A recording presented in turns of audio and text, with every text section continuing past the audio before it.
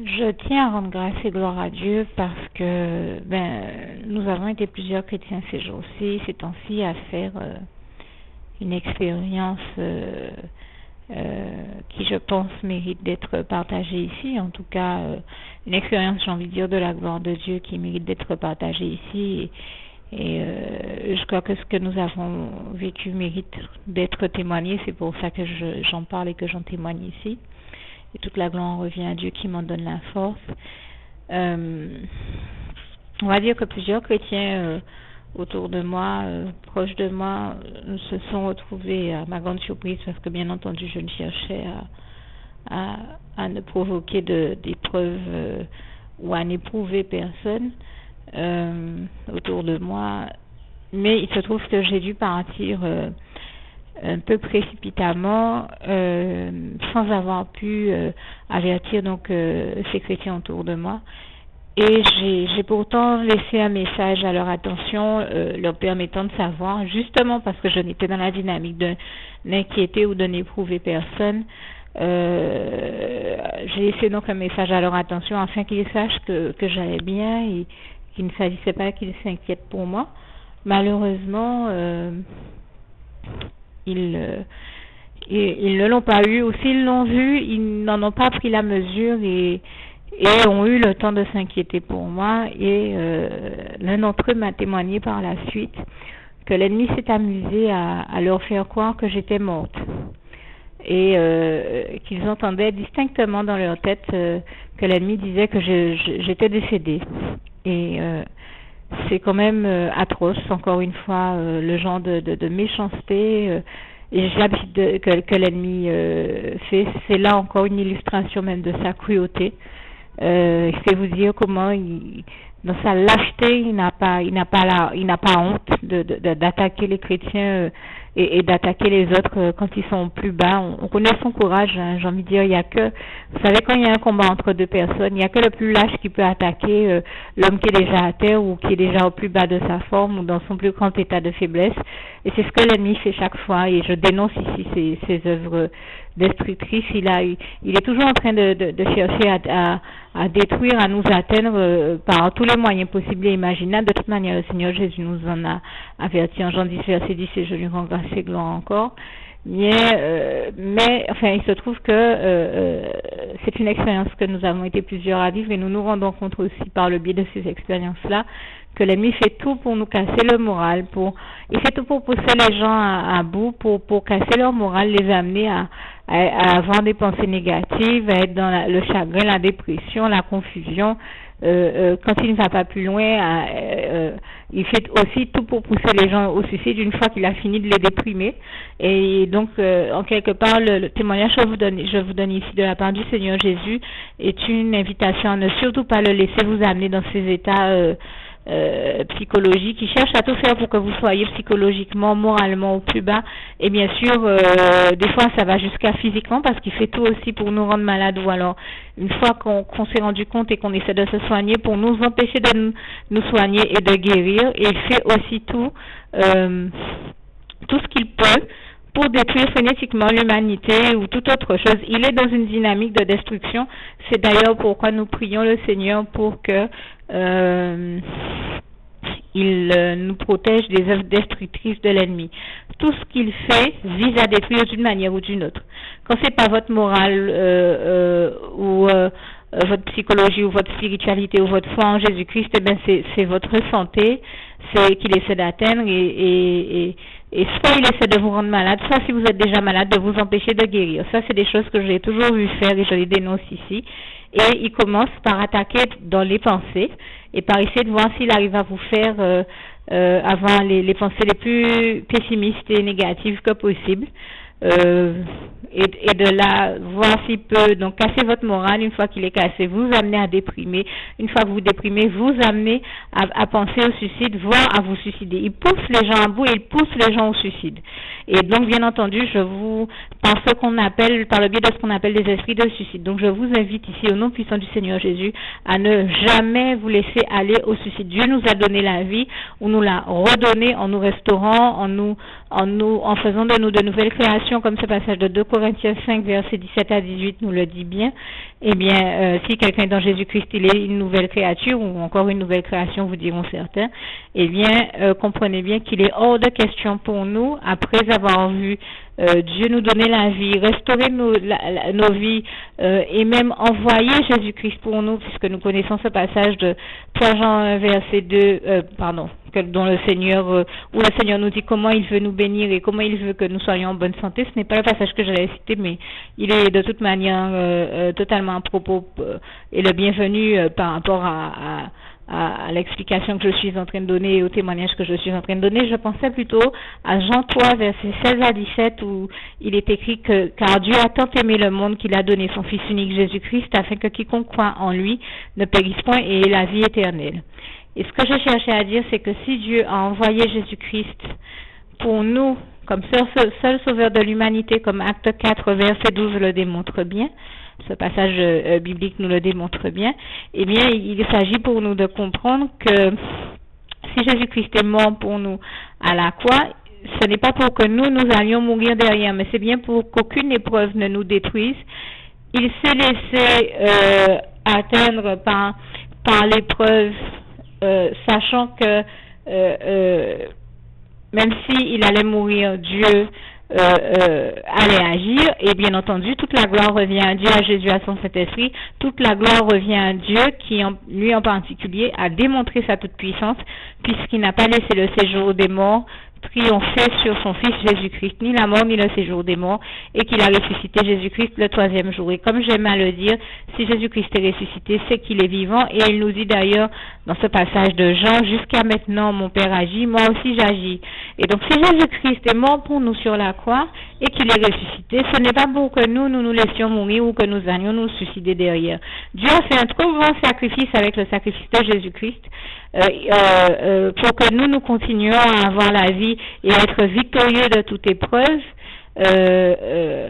Comme je viens de le dire, si Jésus est mort sur la croix, c'est pour qu'aucune épreuve ne nous détruise, mais il est ressuscité précisément pour que nous soyons victorieux nous aussi avec lui, et que nous marchions avec lui en nouveauté de vie, d'autant que ce passage de Jean 10, verset 10 nous le dit aussi, Jésus est celui qui nous apporte la vie et la vie en abondance.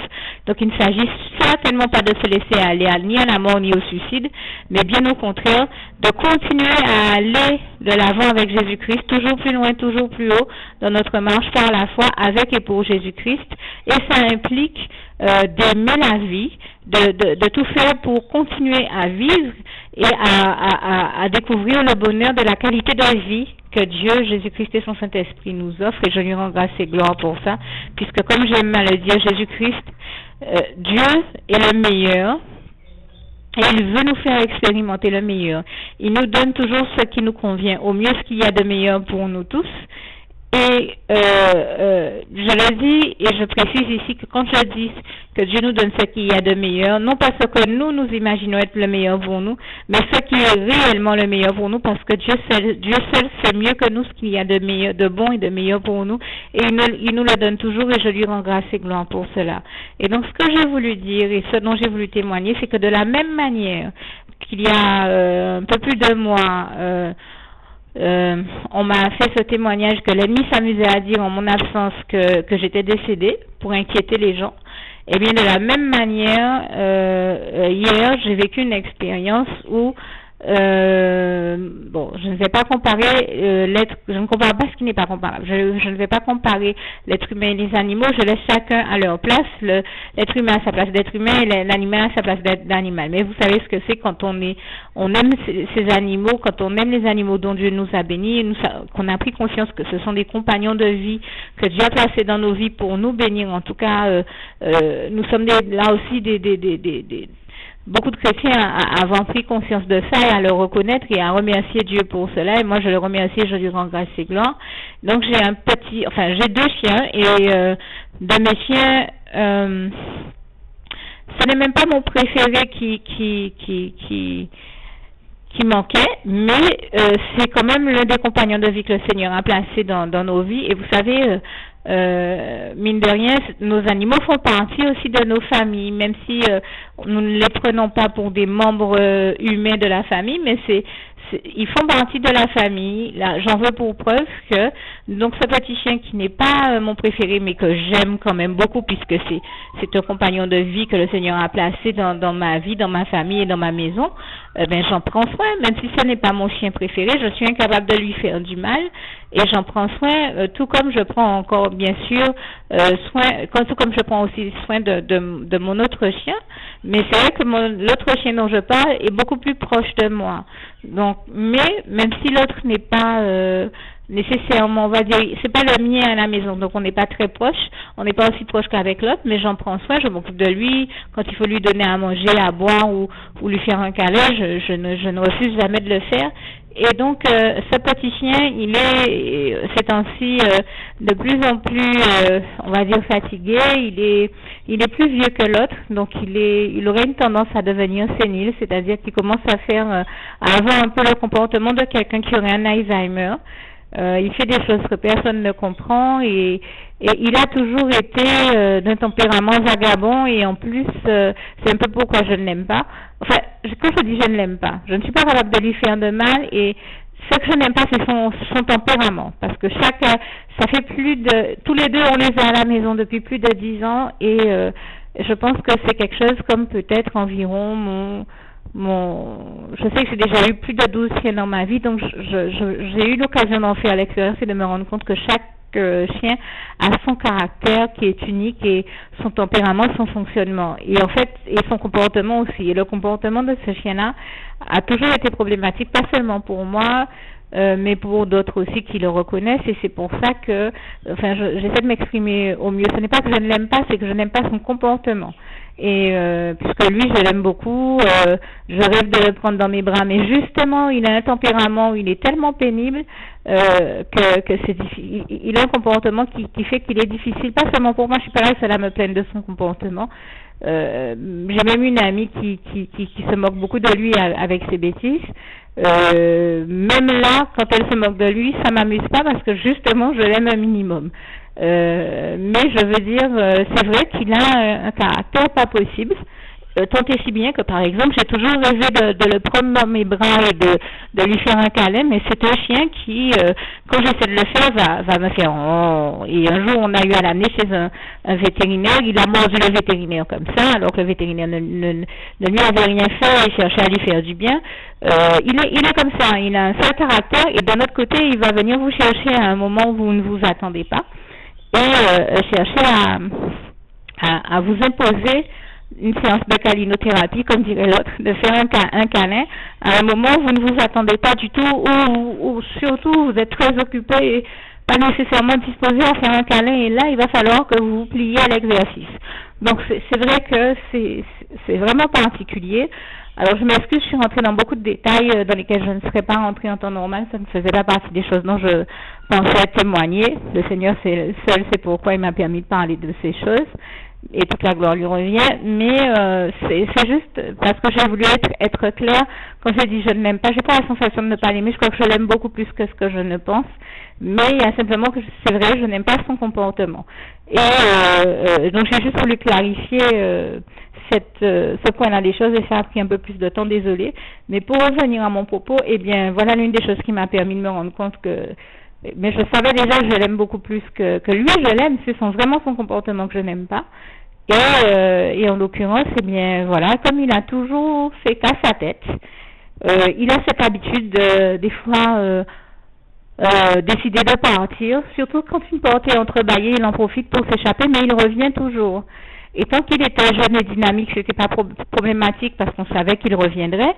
Il lui est arrivé de creuser un trou sous la balustrade ou sous la barrière juste pour pouvoir s'échapper, aller vagabonder et revenir. C'est pour ça que je vous disais, il a vraiment un tempérament vagabond. Et il a aussi, c'est une espèce de forte tête. Il aime faire qu'à sa tête parce que par d'autres moments, on va lui ouvrir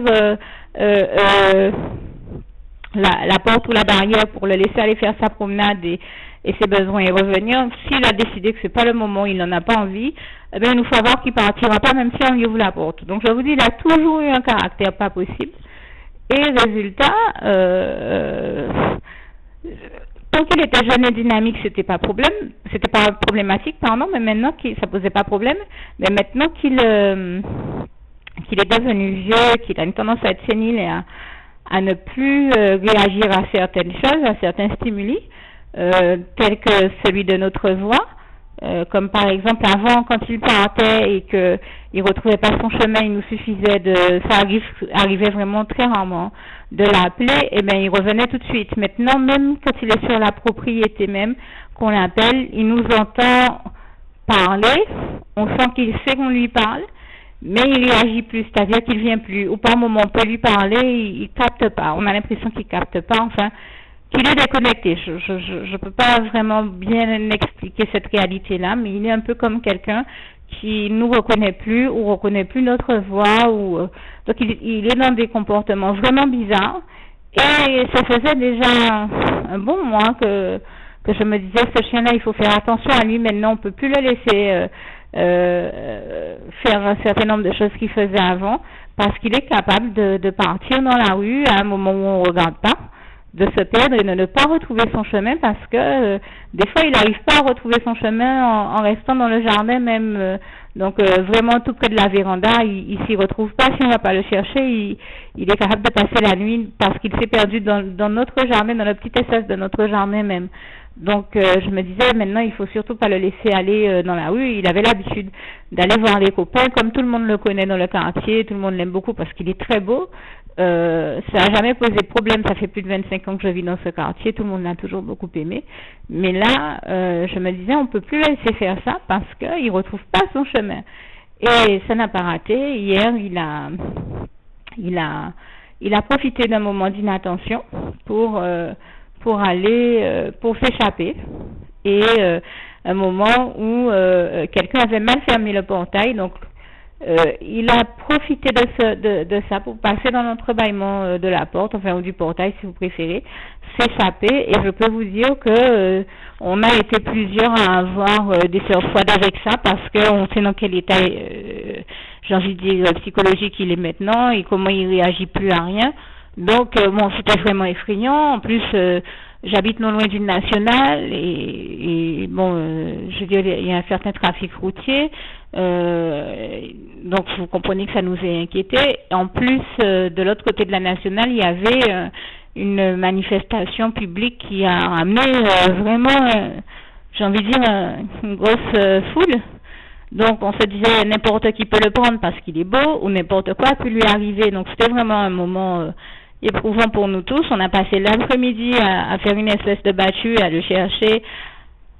On était à plusieurs, notamment même mon jardinier est venu, il l'a cherché avec nous à pied comme un scooter. Enfin, quelqu'un d'autre a pris sa voiture et a sillonné tout le quartier. Moi, j'y suis allée à pied. Enfin, on a été plusieurs à le chercher partout. On n'a jamais vu revenir, et on a passé une soirée à la maison où, mine de rien, tout le monde n'était pas serein, tout le monde était inquiet.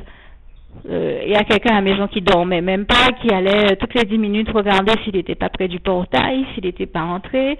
Moi-même, j'étais pas tranquille, même si je considère que vraiment le Seigneur Jésus a rempli mon cœur de sa paix, et je le remercie, je lui rends grâce et gloire ici, parce que il m'a donné la force de rester sereine malgré tout. Et je lui rends grâce et gloire, vraiment, je le remercie ici. Et je tiens particulièrement à remercier le Saint-Esprit, que j'ai bien entendu me dire, ne t'inquiète pas, ton chien est vivant, il a juste perdu son chemin, mais il est vivant, et il va revenir, ne t'inquiète pas. Alors j'ai bien entendu le Seigneur me dire ça. Malheureusement, j'ai aussi bien entendu l'ennemi s'amuser à me faire croire, tout comme il a essayé de faire croire aux autres que j'étais décédée, et bien que mon chien est décédé. Ça y allait, quand c'est comme ça, comme je dis, il tape sur nos pensées, il se saisit de ce type d'occasion pour essayer de nous faire déprimer, stresser, s'inquiéter et tout le reste. Voilà pourquoi Dieu nous dit bien en Isaïe 41, verset 10 à 13, ne t'inquiète de rien, je suis ton Dieu, je suis avec toi, je te secours, je te sauve de ma droite triomphante. Je le dis à ma manière et en résumé de grâce. Regardez comme ce passage biblique d'Ésaïe 41, verset 10 à 13 est textuellement écrit dans votre Bible. Merci. Et donc, je rends vraiment grâce et gloire à Dieu qui m'a entouré et puis qui m'a mis à cœur de faire une prière qu'il a exaucée par la suite. Et donc, c'est pour ça que je prends le temps de témoigner et de rendre grâce et gloire à Dieu. Vraiment, toute la gloire revient à Dieu, à Jésus, à son Saint-Esprit. Malgré le fait que l'ennemi jouait dans mes pensées à me raconter que le chien est déjà mort, qu'il n'y a rien à faire, que c'est même pas la peine d'y penser, c'est plus la peine d'y penser, et qu'à la limite je dois commencer à faire mon deuil, je rends grâce et gloire à Jésus qui m'a donné une dose de foi suffisante et de force suffisante, et de paix aussi, et toute la gloire revient à Dieu, à Jésus, à son Saint-Esprit, qui est celui qui nous fortifie, puisque comme nous le dit ce passage de Philippiens 4, verset 13, je puis tout par celui qui me fortifie, Jésus-Christ. Eh bien, je rends grâce et gloire à Dieu, à Jésus, à son Saint-Esprit, qui m'ont donné la force et la dose de foi nécessaire de prier malgré tout et d'adresser au Seigneur Jésus une prière et de lui dire, Seigneur Jésus, s'il te plaît, s'il se trouve que malgré tout ce que j'entends, mon chien est encore en vie, donne-lui la force, Seigneur, parce que de revenir au moins jusqu'au portail pour qu'on puisse, et fait qu'on puisse le voir, nous rendre compte qu'il est là, pour qu'il soit sauvé. D'autant que hier soir, il y a eu un déluge avec la pluie et je rends grâce. Et quand c'est comme ça, je suis dans un quartier où les eaux montent, donc j'ai prié le Seigneur afin que on ne soit pas dans un excès de pluie et avec des eaux qui montent, afin que là où le chien puisse être, il ne se retrouve pas à être noyé, parce que ça aurait pu facilement lui arriver. Et quand j'ai prié au Seigneur pour qu'il lui donne la force de revenir jusqu'à chez nous, c'est parce que je vous assure que le chien, même à la maison, il est dans un état depuis quelque temps qui nous chagrine beaucoup, puisqu'il va faire 3-4 pas et après il va s'affaler par terre. Non pas parce qu'il est trop gros, parce que bien au contraire, on a beau le nourrir bien et j'ai envie de dire c'est l'une des rares choses qui me fasse plaisir dans son cas, c'est de voir qu'il a encore bon appétit, mais il a vraiment la peau sur les os, ce chien. C'est-à-dire que comme c'est un chien à long poil, il est beau à voir parce qu'il est un peu comme une touffe, je dirais pas une boule de poil, mais il a un beau, on va dire qu'il a un beau poil. Mais, ou un beau pelage, je dirais certains, mais il se trouve que par bonheur, il a encore bon appétit, et c'est la seule chose qui me rassure le concernant, c'est de voir qu'il a vraiment bon appétit, hein. Au point que, par exemple, quand on mange des choses, l'autre jour, je vous ai témoigné que le Seigneur m'a béni en me permettant d'avoir 7 cocos, eh bien, il s'est attrapé un coco, il l'a calé, et puis il s'est mis à le manger. Donc, ça fait chaud au cœur de voir qu'il a bon appétit, et quand c'est comme ça, on le laisse faire parce que on sait qu'il aime beaucoup ça, et surtout que, bon, dans son état, il est très très fatigué. S'il vient prendre de la nourriture, on le laisse prendre tout ce qu'il veut, on ne le laisse pas devenir mal élevé, hein, mais je veux dire, on le laisse faire parce que on a plaisir à le voir manger et se nourrir, parce qu'on a envie de le voir en bonne santé et aller mieux. Mais je ne vous cacherai pas qu'il est dans un état où il va faire 3, 4, 5 pas et puis il va s'effondrer au sol parce que, sans se faire mal nécessairement, mais simplement parce qu'il a plus de force pour tenir debout très longtemps. Et c'est ça qui nous inquiète beaucoup pour lui et sa santé. Et on voit bien que lui-même, il comprend pas pourquoi il n'arrive pas à continuer à marcher. Et donc, je me disais, dans l'état où il est, s'il se perd à l'extérieur, est-ce qu'il aura même la force de revenir jusqu'à chez nous? Et on ne sait pas où il a pu être, parce qu'on a cherché partout dans le quartier. Et je suis allée très loin, je pense que les autres aussi, on l'a jamais retrouvé. Et on a passé une nuit comme ça à penser à lui, à se demander où il était, à aller regarder s'il n'était pas dans la rue devant chez nous, ou s'il n'était pas devant le portail. Et en fait, et pendant toute cette nuit, l'ennemi nous a emmerdés. Et voilà, même mon autre chien, j'allais dire, ne dormait pas, pleurait en pensant à lui aussi. Donc tout le monde était aux aguets dans la maison. Et finalement, à 6 heures du matin, Dieu a fait que il est revenu. Je rends vraiment grâce et gloire à Dieu. Je dis, c'est un miracle de Dieu. C'est déjà un miracle de Dieu que ce chien soit encore en vie. Parce que quand on voit dans quel état de santé il est, moi je vous dis, je remercie publiquement le Seigneur, même je lui rends grâce et gloire parce que je comprends que Dieu maintient ce chien-là en vie parce qu'il sait aussi que nous ne sommes pas encore prêts psychologiquement avec toutes les épreuves que nous avons eu à endurer à le voir mourir.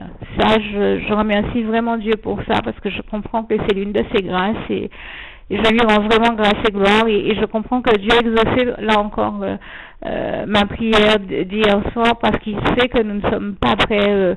Je me suis rendu compte qu'un personne à la maison est prêt à le voir partir. On a beau le voir dans cet état-là, mais on se dit au moins il est vivant.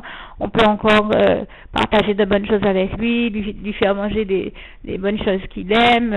Et puis il est quand même content. Il a ces moments où il saute dans tous les sens, où il remue la queue. Il montre encore qu'il a de la joie de partager bon repas avec nous, de bonnes choses avec nous.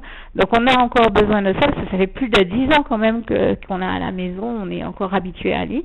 Et j'y vois l'amour de Dieu pour nous, pour notre famille.